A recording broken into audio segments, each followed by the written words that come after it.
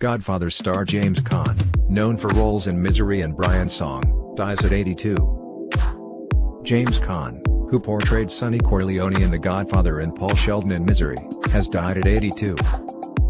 The actor's official Twitter account shared the news on Thursday, writing in a statement he died Wednesday.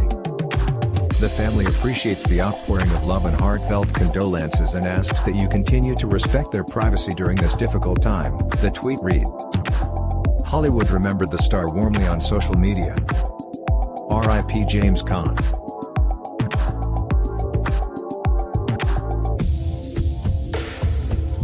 I was lucky enough, after a lifetime of loving his work, to get to work with him, and I loved him as a person even more, Andy Richter tweeted.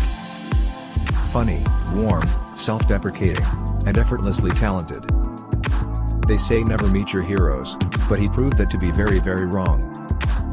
Remembering those we lost, Celebrity Deaths 2022. Wrote Maria Shriver, so sad about Jimmy Caan. He was a legend. He was always kind to me. Sending his family my love. Born in the Bronx to German Jewish immigrants, Caan collected many accolades across his acting career, spanning nearly 5 decades. One of his most memorable roles was as the short-tempered Sonny Corleone, brother of Al Pacino's Michael Corleone, in Francis Ford Coppola's The Godfather.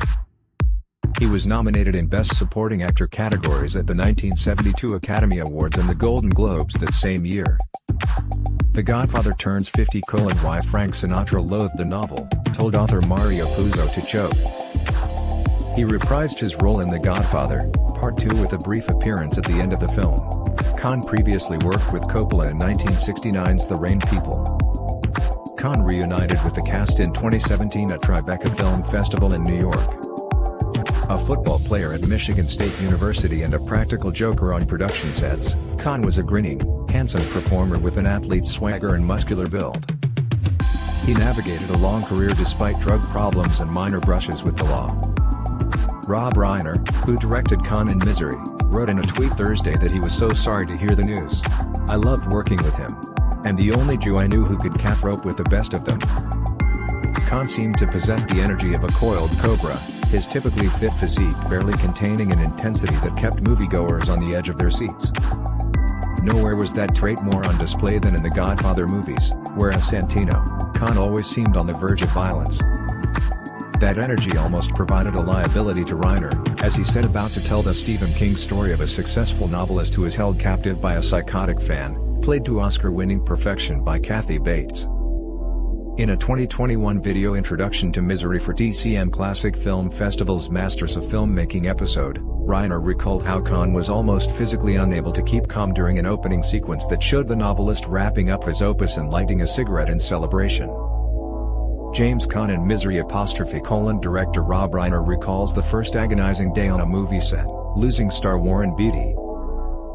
All he had to do was pick up the cigarette and light the match, said Reiner, exhaling in the demonstration. All he had to do was pick up the cigarette and light the match. But the high-energy Godfather actor had trouble with the scene. He's very fidgety. He's a very physical guy. He keeps moving, said Reiner. He's very fidgety. He's a very physical guy. He keeps moving. Although known for that passion, Caan had a decidedly down-to-earth demeanor.